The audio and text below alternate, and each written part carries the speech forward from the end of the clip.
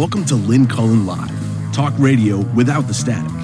Email your questions and comments to lynn at pghcitypaper.com. And now your host, Lynn Cullen.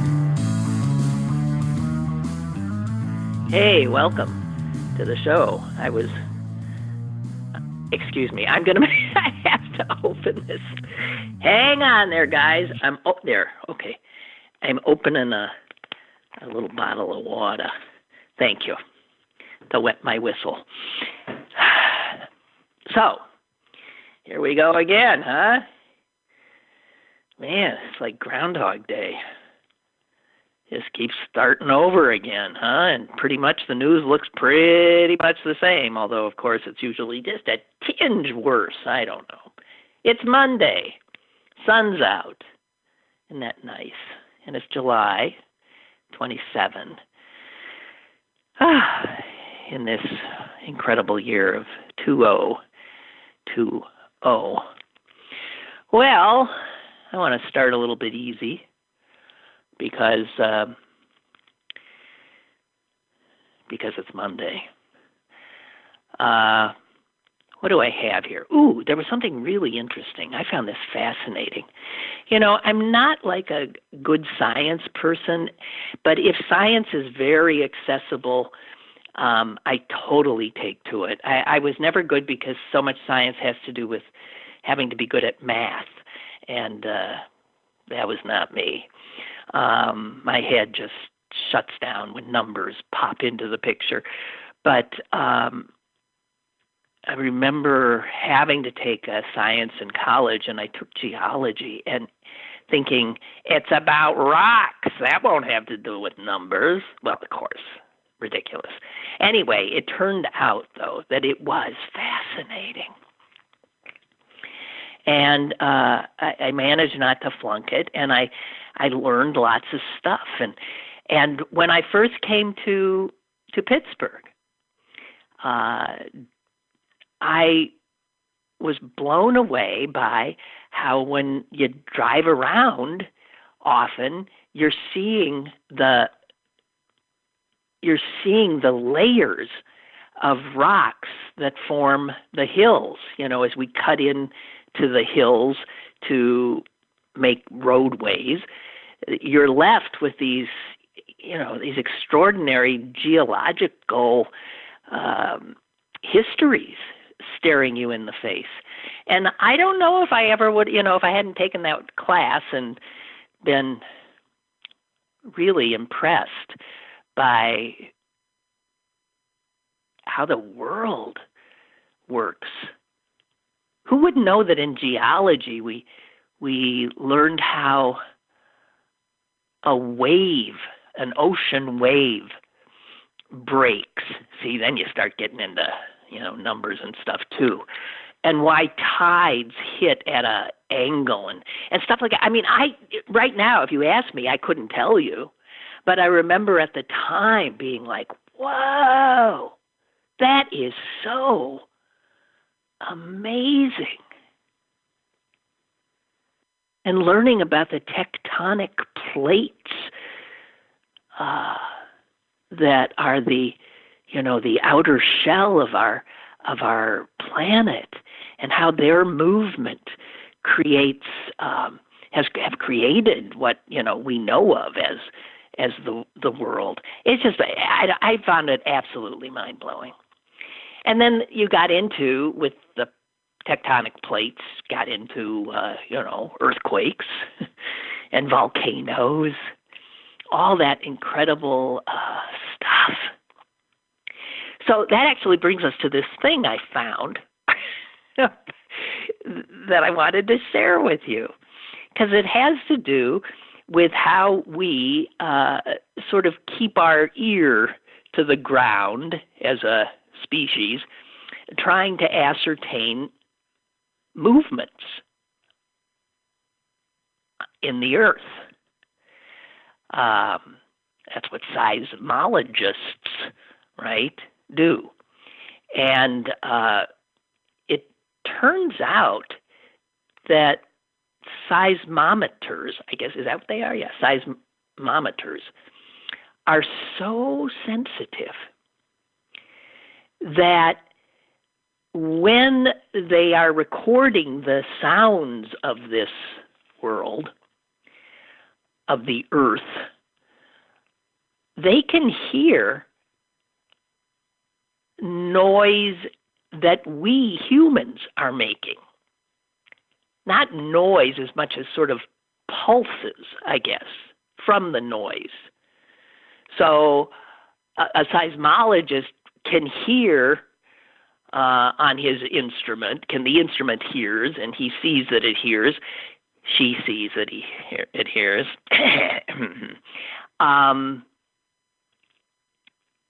Automobile traffic, heavy automobile traffic. That'll make itself heard.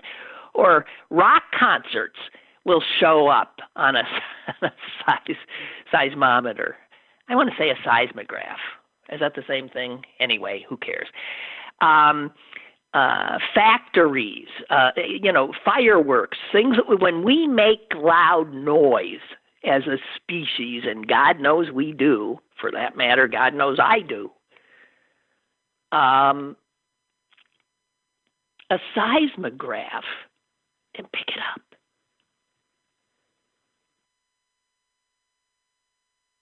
Because that's what seismographs do. Anyway, so here's the thing I wanted to tell you. It's amazing, but since the pandemic, seismologists all over the globe have been noting the same thing. And they finally sort of got together and said, have you been seeing this? Or hearing it? Or not hearing it? So seismologists from over 24 countries are reporting now that because human activity has been tamped down considerably because of the pandemic, the amount of noise that is, in fact, even, this is not a scientific term, pick-upable by seismographs or seismometers has declined by more than half.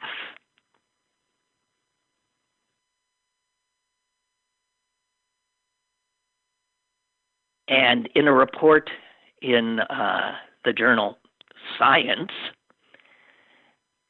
it is said that the length and quiescence of this period represents the longest and most coherent global seismic noise reduction in recorded history. How cool is that?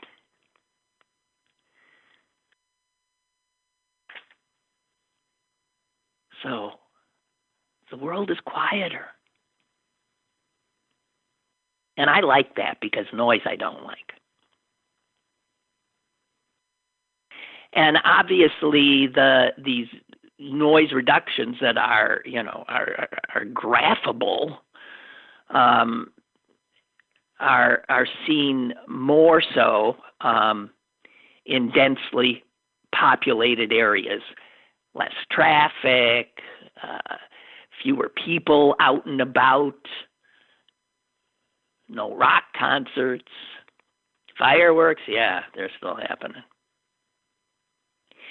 And the result of this quiet is that now scientists are able to hear things they didn't hear before because we were drowning them out. So quieter signals that, in fact, might help predict an earthquake are now being heard. And also, they figure that geologists now might be able to learn how to better differentiate between natural vibrations and human-induced vibrations.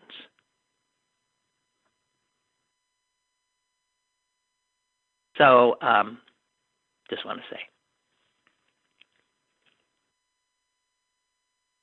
What's that awful song?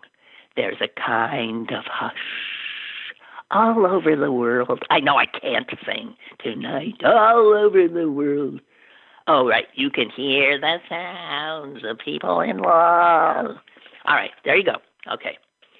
You know, believe it or not, I used to be able to carry a tune. Isn't that weird that with age it just went away? It's sort of like with age my handwriting went from pretty good to just freaking illegible. Strange. All right, well, that was my good news. And now we take a deep dive into horror. No, let's wait a little bit. I just can't. Please, you can't make me.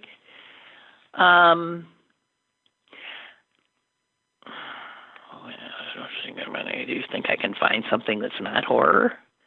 Let me give it a shot.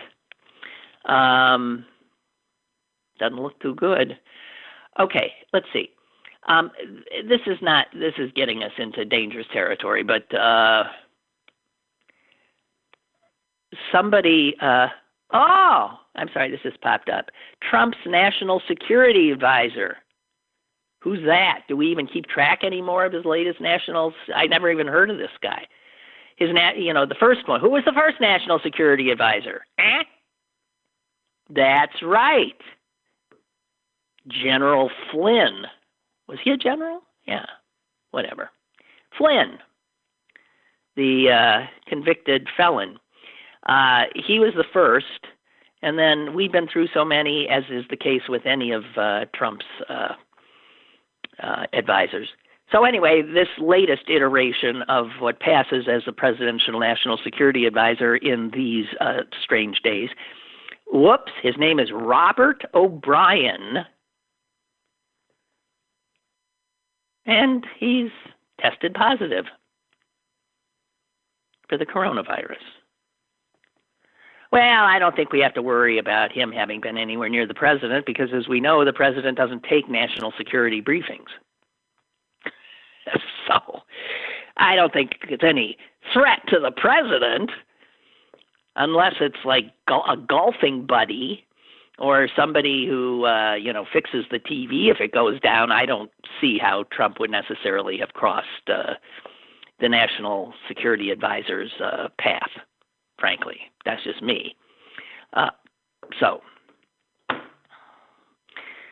as a neighbor once said to me about her mother-in-law, now understand that my neighbor was a woman in her 80s. She was. I'm not exaggerating. I swear. She was a woman in her 80s.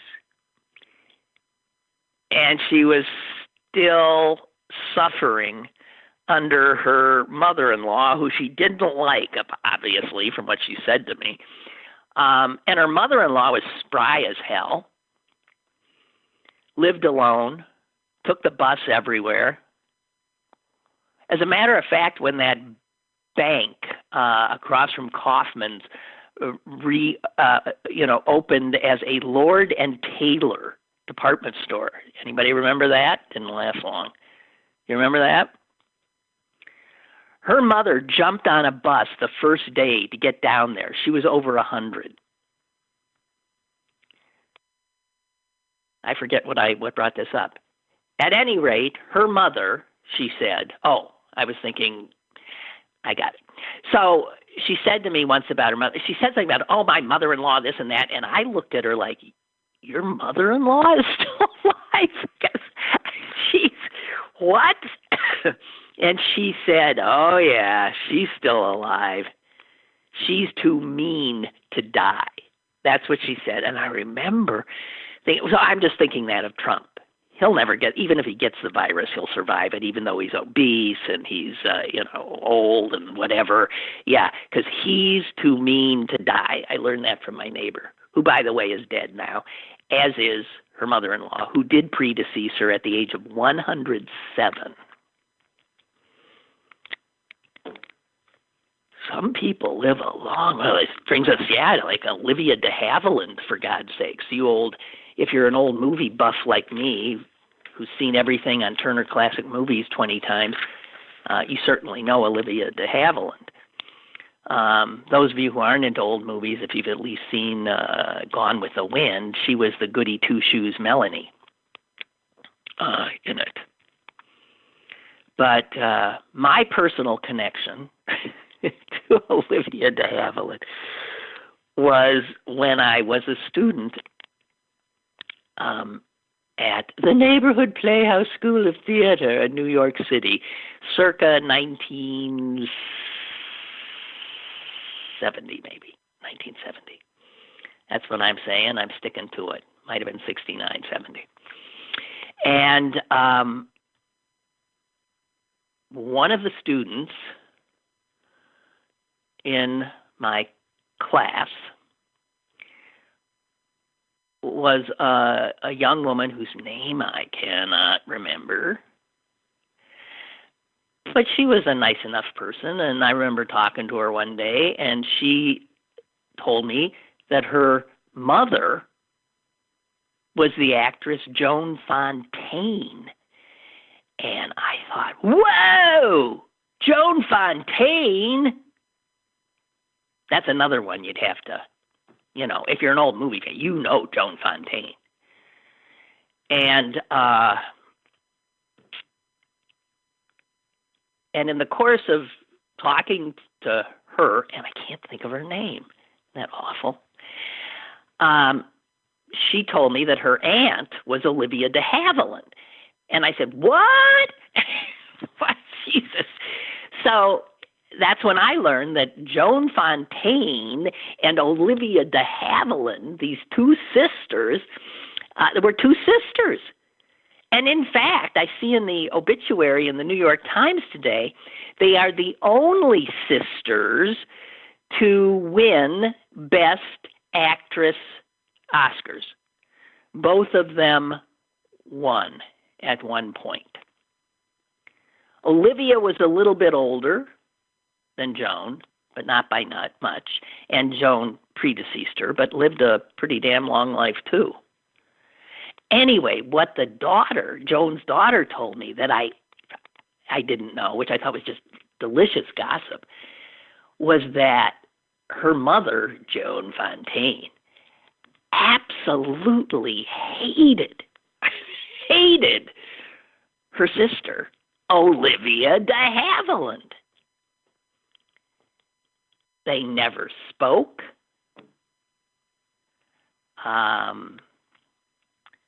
Joan's daughter, I don't know if she ever even had met her, her aunt, Olivia.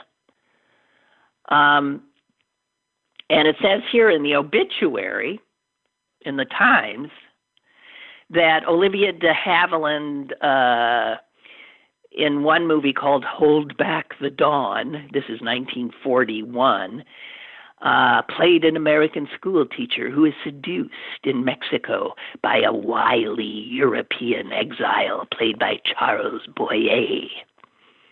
And her performance, de Havilland's performance, earned her another Best Actress Oscar nomination. But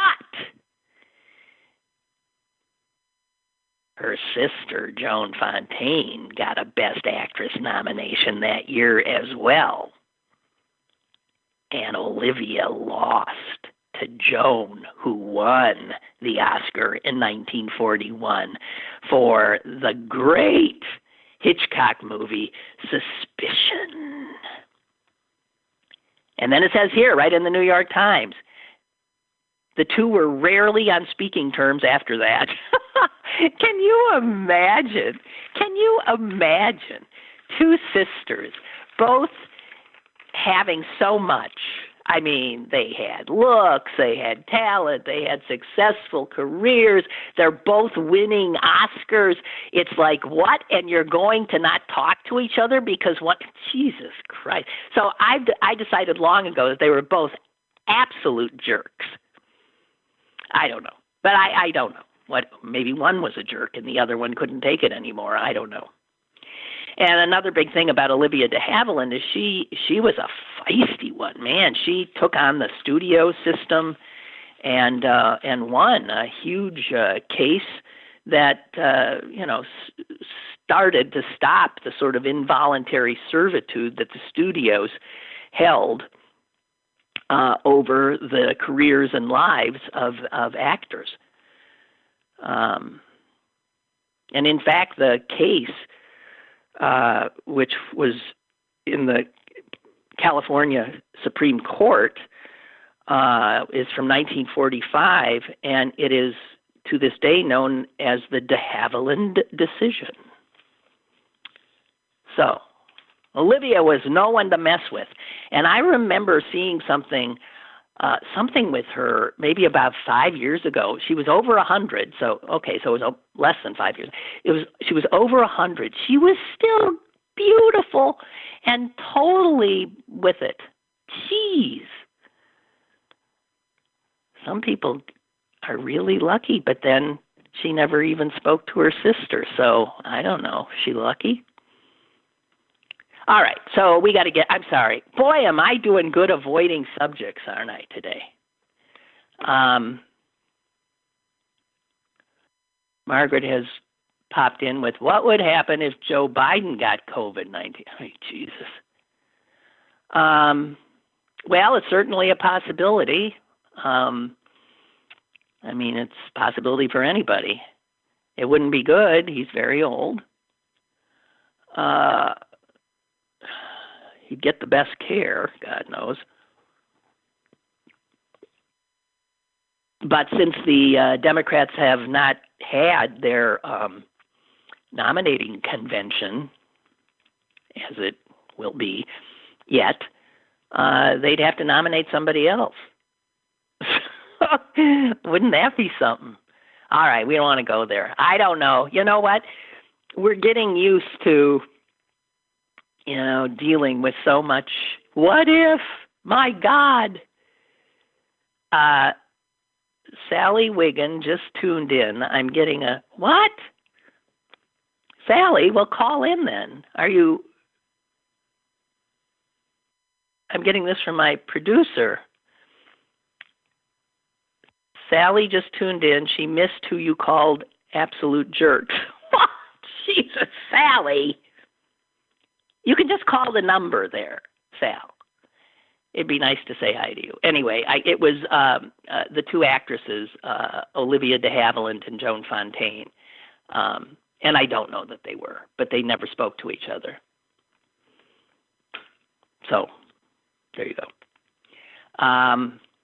Okay, I'm going to get to something here. I swear to God, I'm going to get to something news-worthy.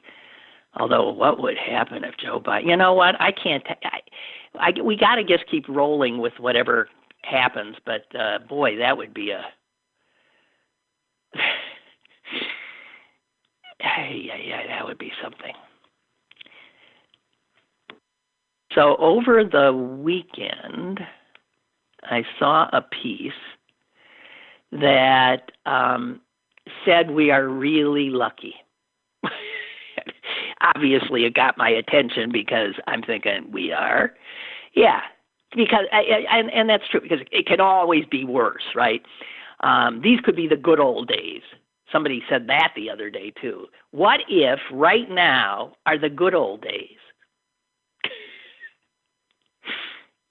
And where I would normally, you could say that laugh was, oh, come on, I'm dismissive.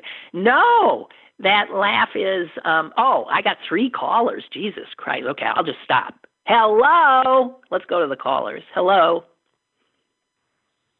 Hey, Lynn, it's Jonathan. Jonathan, you Turner Classic Movie fan. Yeah. How dare you call my Olivia a jerk? How dare you? I am sorry. But isn't that awful?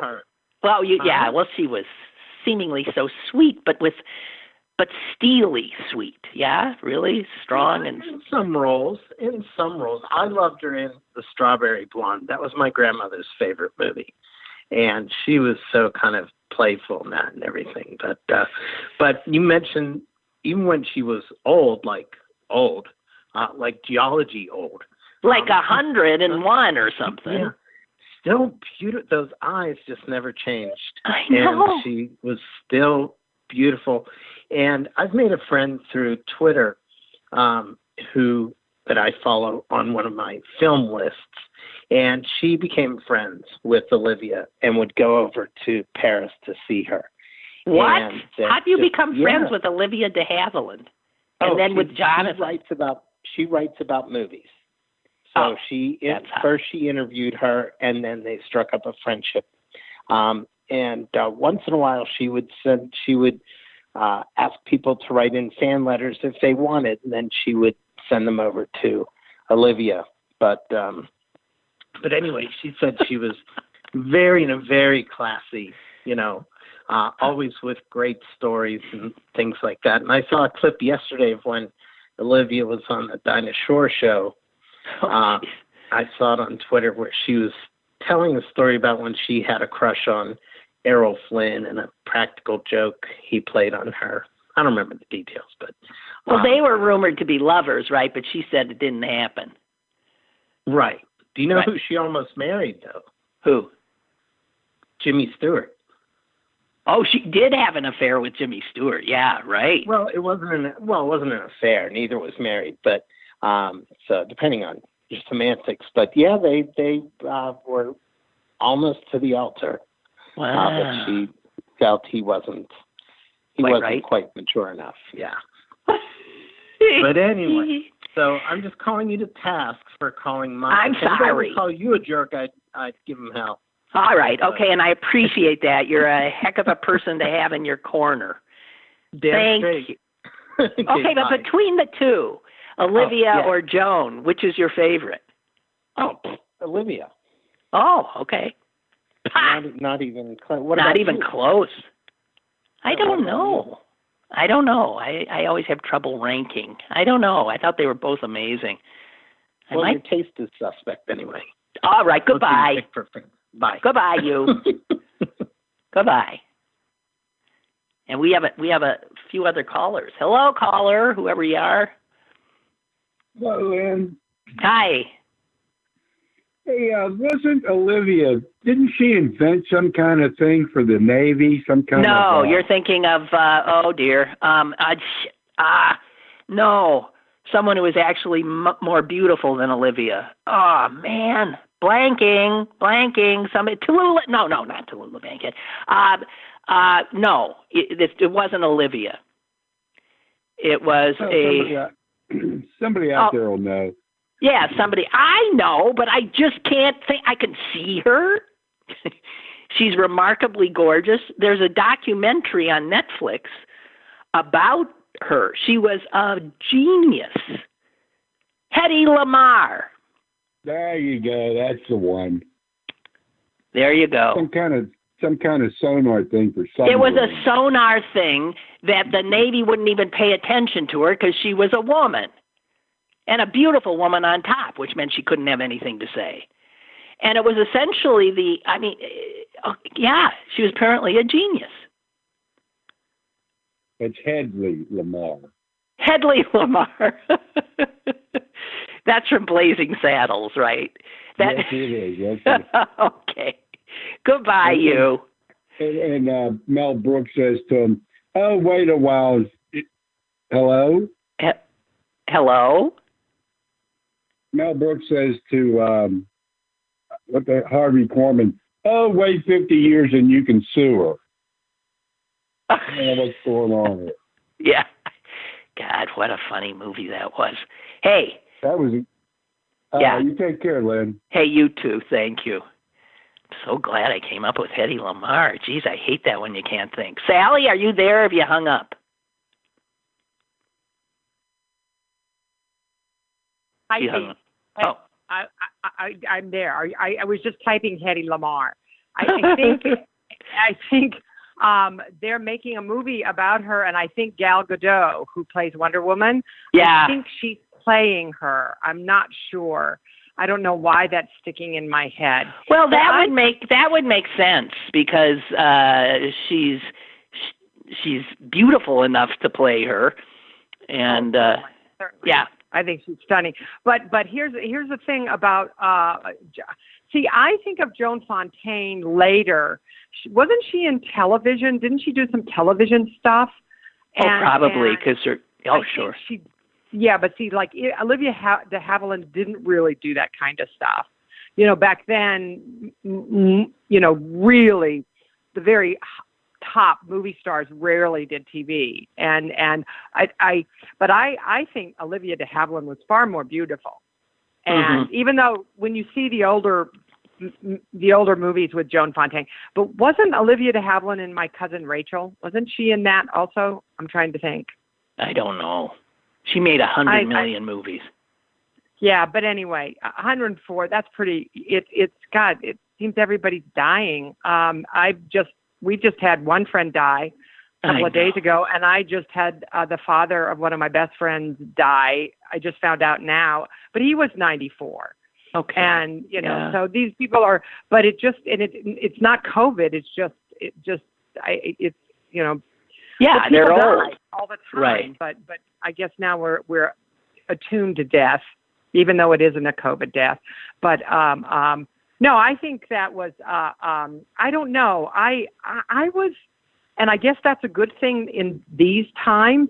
I was never a fan of Gone with the Wind because I had lived in the South during the Civil Rights Movement and saw how horrible it was. And so the film really does celebrate the South. And so I guess I was on the right side of that even way back when. So well, when you watch old movies, and you can't say be on the right side of something. That's not fair to say that. I don't want to be divisive. Well, there was a right side of the Civil War. That's true. It is true. Jeez. I know.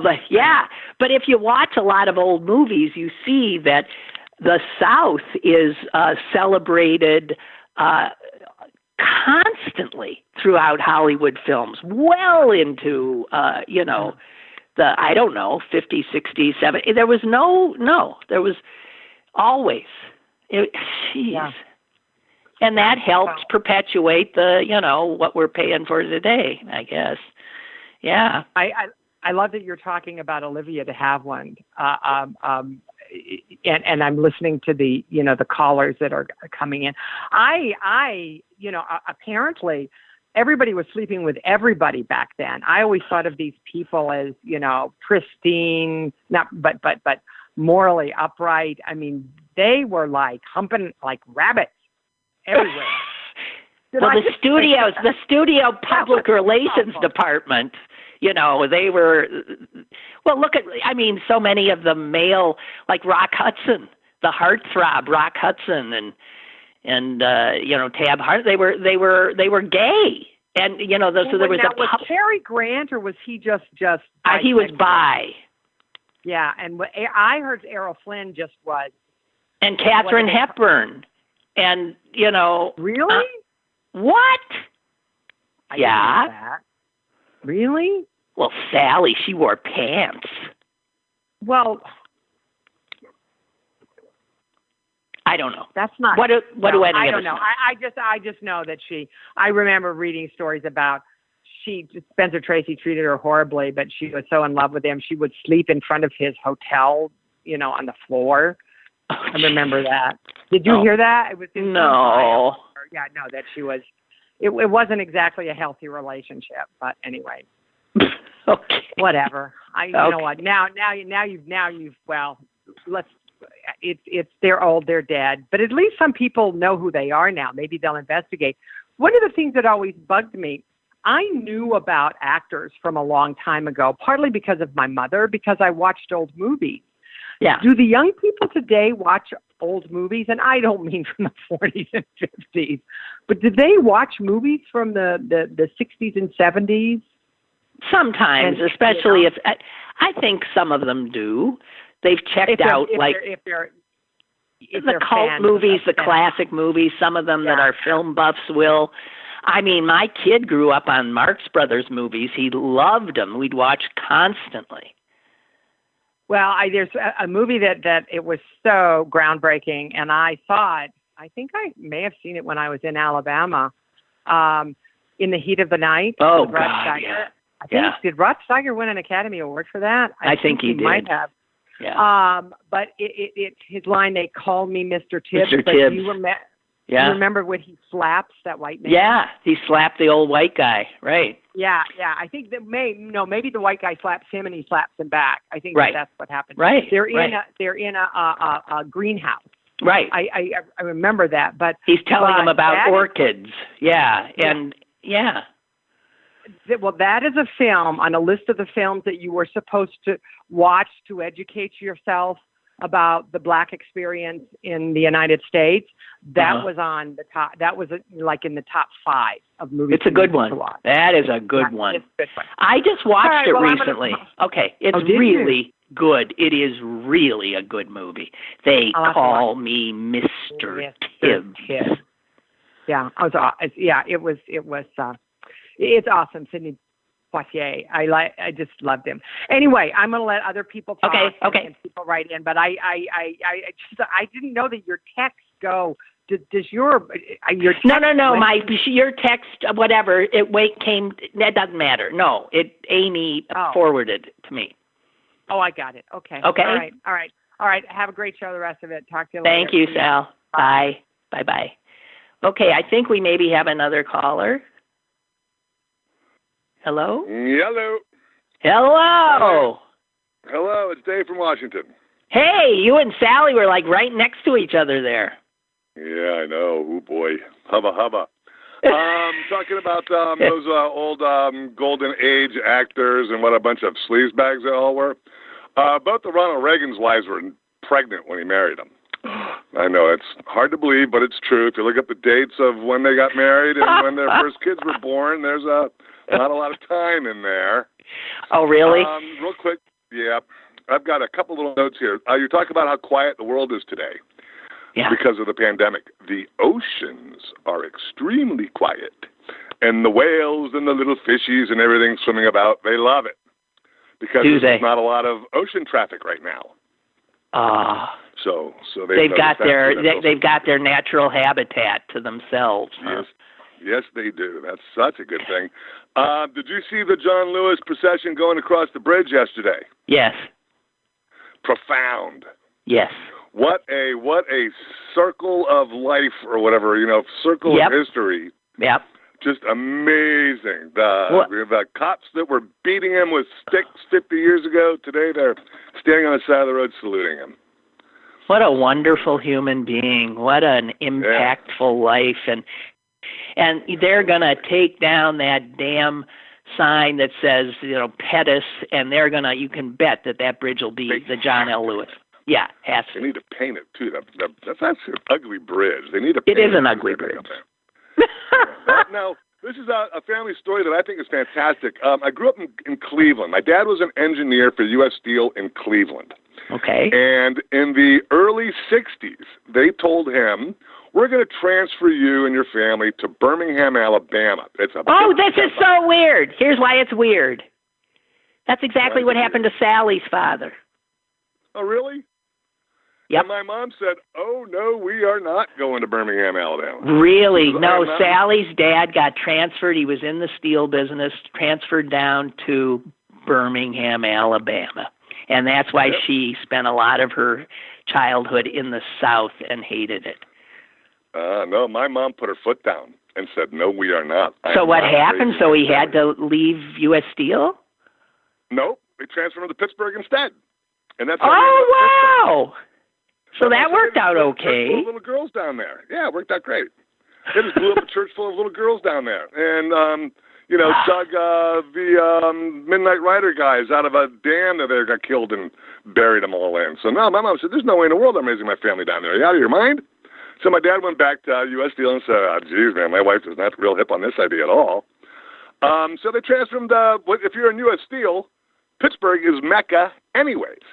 Yeah. So it turned out to be a great thing, and that's how I ended up being raised in Pittsburgh instead of Alabama. My God, can you imagine if I lived in Alabama? Hey, another thing, you know what? I want $1 every time somebody calls me an asshole, because I would be rich. I don't put up with Trump people anymore. I don't put up with them. And boy, this weekend I had it out with a couple of them at the bar. At a bar? What are you doing in a bar? That's the last place you should be. No, that's the only place I want to be. And you're sitting in bars with Trumpers? You're an asshole. Wait a minute. So what did you... You owe me $1. All right. For that. So here's what I want to know. That in a bar, telling people they're an asshole, you could end up in a fight. He asked me to go outside with him and fight in the parking lot. And this is what blew the whole thing up. Was he was talking about Portland. He's like, they should just shoot them all in the street, shoot them all. And that's when I went off on the guy. And then the next thing I know, I'm an asshole, you're an asshole, blah blah blah. But yeah, I've been called an asshole before many times. And then he wants to go outside and fight me. And then I asked him, what are you gonna do? You're gonna shoot me in the street like the people in Portland? Blah blah blah. It just got out of control, but it was actually kind of funny. And oh, God. Yeah, you're too old to be doing that. That's crazy. Yeah. Well, also, people aren't going to get into physical fights with an old guy. So, was he a younger guy? Was he a younger guy? He was older than I am. Oh, jeez. He was older than I am. And he's a veteran. And I do not understand how in the hell any veteran can... this is the whole thing. They were from the Legion, the American Legion down here, and they've been trying to get me to join, but I don't want to join the American Legion because they smoke cigarettes in there, and I don't want that. But I'm telling the guy, you're a veteran. I know he's a Vietnam veteran. I said, I hope you weren't captured because your guy, fucking Trump, doesn't like people who are captured. He likes people that weren't captured. And heaven forbid you should be a Gold Star family because he's going to get a fight with you and insult your wife. So how in the hell can you support this guy as a veteran? He takes a guy like Eric Vindman, a war hero, turns him into a criminal. He takes the guy who was convicted and found guilty of war crimes and turns him into a hero. Right. As a veteran, I do not understand how any other veteran can support this guy. No, I so agree. That's what set me off on this guy. Did this idiot have one rejoinder? I mean, to any of what you said? I mean, how could he argue with it? No. He couldn't, which is when he said, all right, let's go outside. I'm going to beat you up outside. I'm like, no, you're not. You're going to shoot me, aren't you? Like the people in Portland, you son of a bitch, you bastard. My friends who were sitting there were quite impressed. They were all a little bit scared at first. But I'm sure. I chased three of them away. I'm very proud of myself. Considering I'd been sitting there for 5 hours drinking beers and shots all day long. I actually did. Jesus! You would have loved it, Lynn. If you'd have seen it, you'd have loved it. I would have been rooting for you. I would have been in your corner. Good. And boy, like I say, if I could collect $1, I probably could have covered a big portion of my tab yesterday or Saturday, but... Okay, well, I hope you're at least 6 feet away from these jerks. No. Oh, yeah. As much as I can, yeah, pretty much. Yeah, it was pretty safe. So, and the oceans are quiet, and I don't live in Alabama, so things could be a lot worse. That is true. Although, Jesus God. Thank you. Thank you for your call. Okay. Talk to you later. Be careful. Goodbye. Wow. Man, guys. I love this. We're 2/3 of the way through the show, and I swear to God, all we've done is just talk. And it hasn't been about horror. Thank you. Boy, was this a wonderful thing. I appreciate it. I'm telling you, callers make a show. And all too often, I'm not getting enough. And that's my fault. Okay, so let's see. I'm out of stuff that is not. Ooh, this is weird, but it doesn't have to do with the stuff we're worrying about now. This is something other.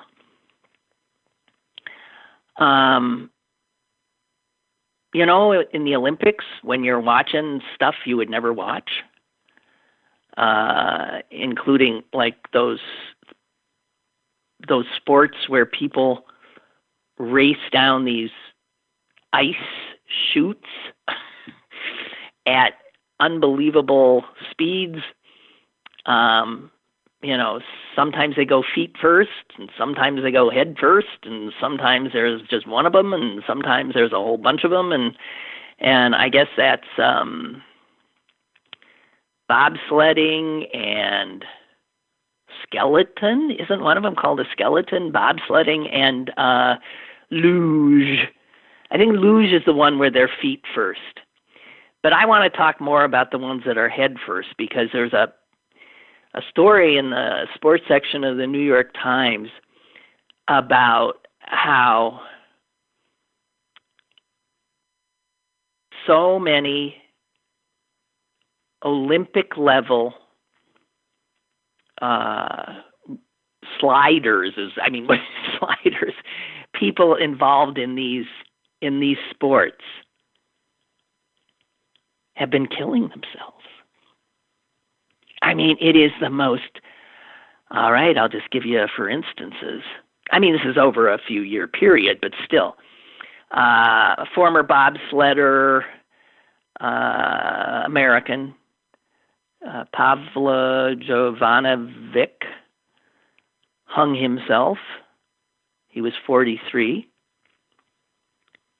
But he had begun experiencing tremors and shaking, and mentally he was not himself.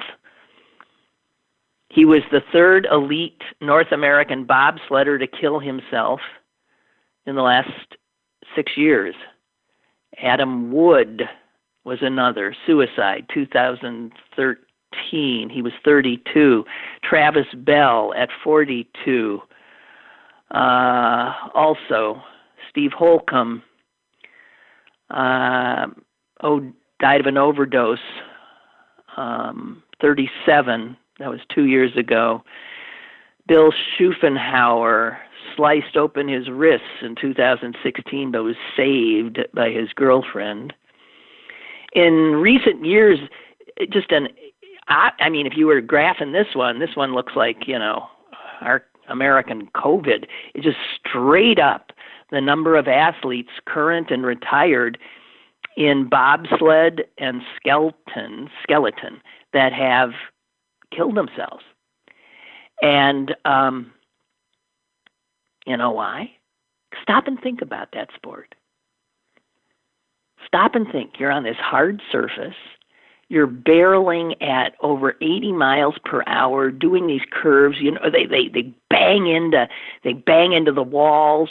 The G forces are amazing, and brain experts now who are looking into this say that a lot of the symptoms that preceded these suicides are the same you see from people who have brain stem damage. Because, first of all, you don't get to that level without experiencing a ton of crashes, too. And those are brutal. And on a good run, you're just rattling your brain, your head's banging, the vibrations, the gravitational accelerations, forces that are, the kind of thing that just do your body in. And after a totally normal, good run, people who do this sport will say that they have sled head. That's what they call it, sled head, because coming off a perfectly fine run, they actually experience mild traumatic brain injury and concussion. And they aren't quite themselves for a while. So you come off that bobsled and you're concussed.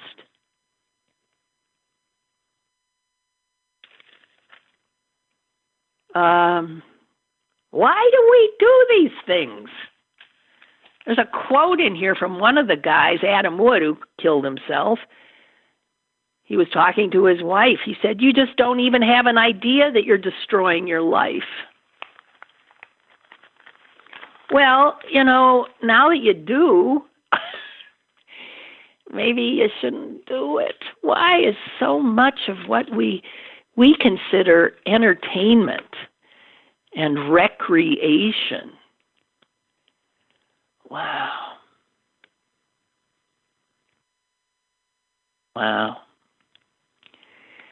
I mean, kill you. Oh, Barbara sent me a picture of Olivia and Joan together. And, yeah, Olivia's prettier. They were both really good actresses. Both really good actresses. But man, they hated each other. It must have been, who knows? Who knows?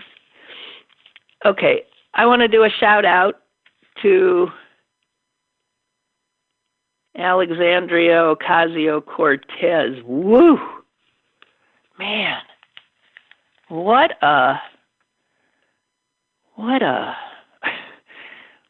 an amazing woman. And she doesn't let opportunities pass. She's something. That is a force. And she took an event that happens to women at a mind-numbingly constant rate, which is being called a bitch or just being treated like crap by a guy. And women are so used to this kind of thing, especially, see, now, she's young. She's really young. The youngest woman ever in the Congress. And it's so incredible for an older woman like me to watch a young woman not take it. I mean, just not take it. Not accept Yoho's apology because it was insincere and because it didn't go far enough.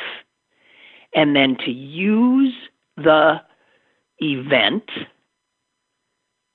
to school her colleagues. And then so it wasn't just about her. She's just a sort of brilliant politician, I think. She made her remarks on the floor in which, this is the first time that the words fucking bitch were entered into the congressional record, because she made very clear that that is what she was called by another member of Congress.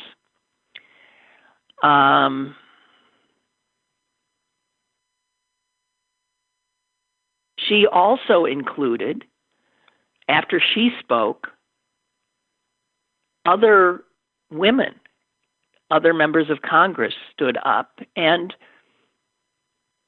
told their stories. This is education, and this is also telling people this is going to stop. Can't do this anymore. This is why so many white men feel threatened. They can't act with impunity anymore as they want. They can't treat black people with impunity. They can't treat women with impunity. And so they become like women-hating, racist, misogynist murderers, like this jerk who blew away the judge's son. There's so many men who harbor such crazed hatred.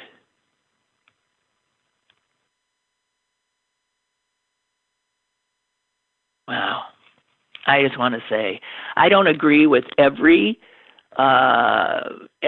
position AOC has, but man, I am an admirer. I am an admirer. And the fact that I use the word impunity reminded me of a piece that I wanted to share with you. And so I'm afraid we're going to end up ending on a more serious note, but I found this piece just brilliant. And it was written by Roger Cohen for the New York Times. And it's titled American Catastrophe Through German Eyes. And I'll share just a bit of it with you. He says, no people has found the American lurch toward authoritarianism under President Trump more alarming than the Germans. They now speak, still in shock, of the American catastrophe.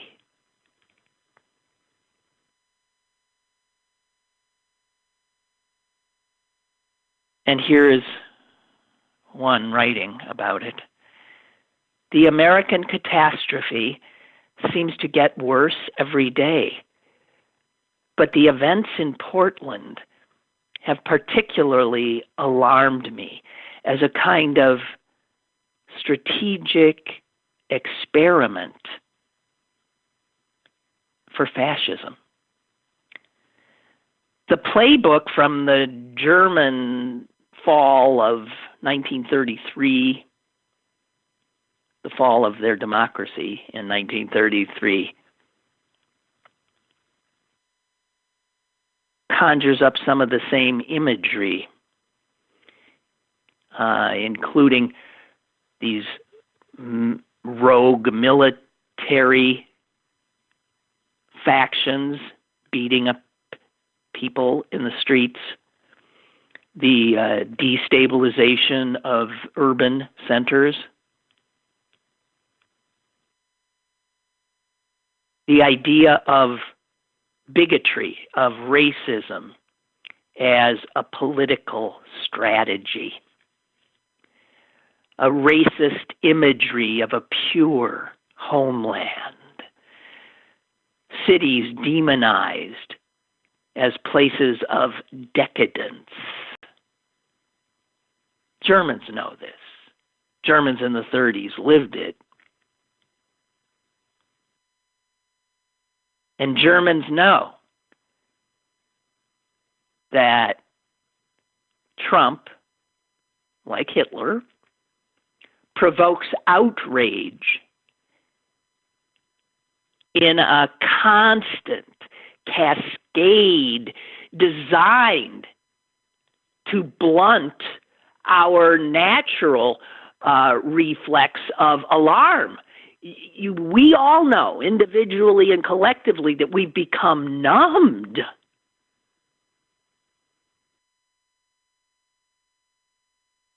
And that's the idea. You keep it up. You keep it up. You tell the lie over and over. You do the unconstitutional act over and over. You terrorize people, intimidate people, and you deaden the reactions through just the volume and repetition.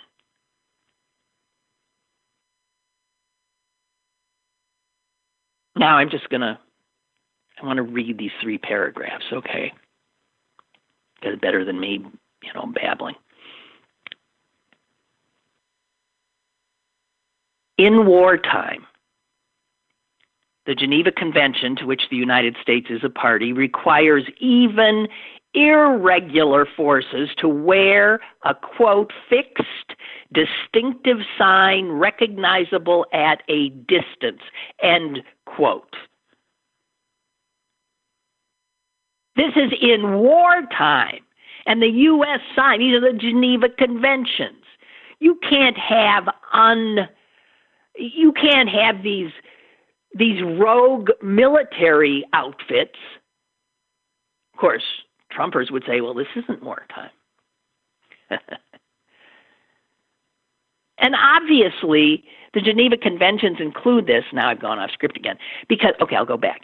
This is critical not only to protect civilians, but also to ensure accountability for misconduct by the military or paramilitary, right? So, as in Portland, when paramilitary units have no identifying insignia, there is no accountability. And that means impunity. They can do what they want. Democracy dies. Think of all of this as setting the scene for Trump's own state of emergency. If he does not like the November election result, we must declare a state of emergency. You don't need no Reichstag fire like Hitler did. You got social media. And the combustibility there is more intense than a physical fire. All right, last paragraph. The president says he wants to protect law-abiding citizens. In 1933, after the Reichstag burned, Hitler issued quote, the decree of the Reich President for the protection of people as his means to seize power. So the German horror now, watching Trump and America, has many components. They've seen this story. He is the fear-mongering showman, wielding nationalism, racism, and violence as if the 20th century held no lessons for us.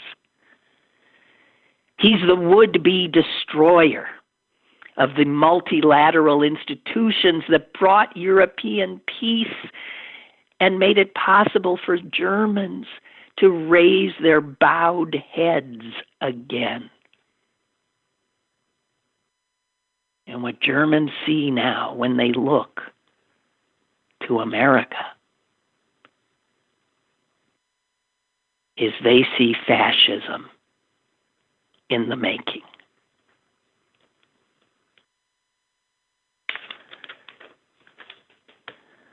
Sorry, but there it is. There it is. All right, just catching up on your emails and then I'll let you go. Beth writes, hey, Lynn, Sally was right. Gal Gadot was set to play Hedy Lamarr. I believe it was for an Amazon movie. Beth says, I was going to work that project. I think I've told you that Beth is in the movie biz. But because of Gal's schedule, the project was pushed. Every actor who works in film needs to praise Olivia de Havilland. If it hadn't been for her, all actors would have been tied to one studio and thus not being able to make the money they make today. Don't get me wrong, you have a lot of actors who do a lot of projects for one studio, but because of her legal fight, and it was audacious at the time, and a real David and Goliath battle, and David won. But because of the de Havilland rule, today's actors can now shop the market and work with other directors and producers. And Beth says, this makes me miss my work so much. I bet.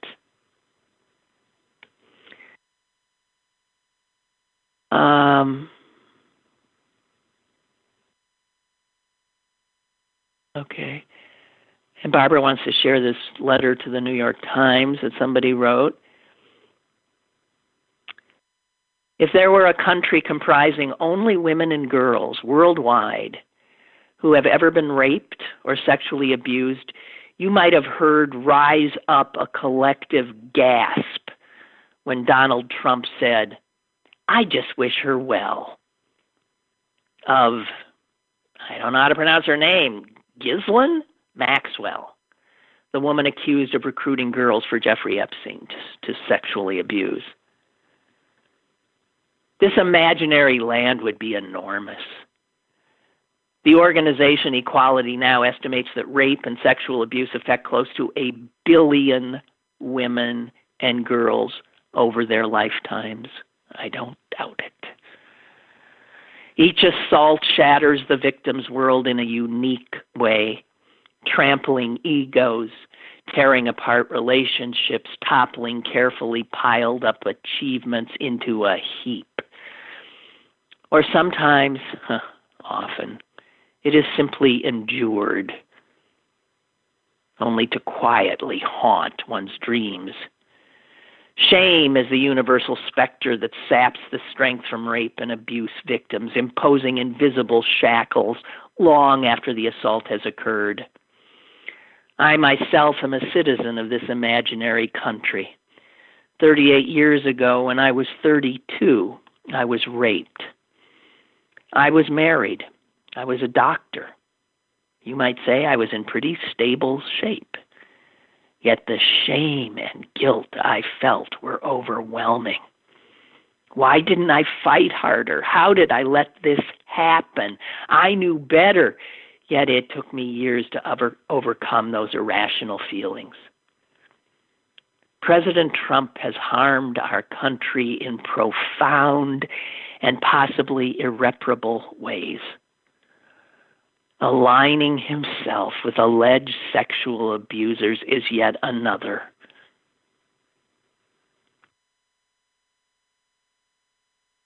Yeah. Okay, I'll leave you with the wonderful Allegheny COVID-19 daily update. I seem stuck. About the same as it's been the last 3 days. 180 new cases, 2 new hospitalizations. We, by the way, lest you don't know, hospitals in Allegheny County have more COVID cases than they have ever had.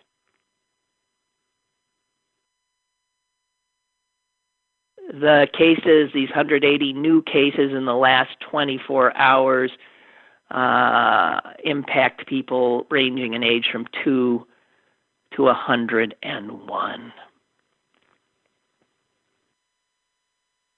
God. Okay. So I guess that's it. Be careful out there, guys. It is still, it's dangerous. Don't go drinking in bars and getting in fights. And I'll talk to you tomorrow. And Susan will be joining me. And I want to thank you for the show today. It was more enjoyable than usual. Thank you, thank you, thank you. Quite a gift. Have a good one.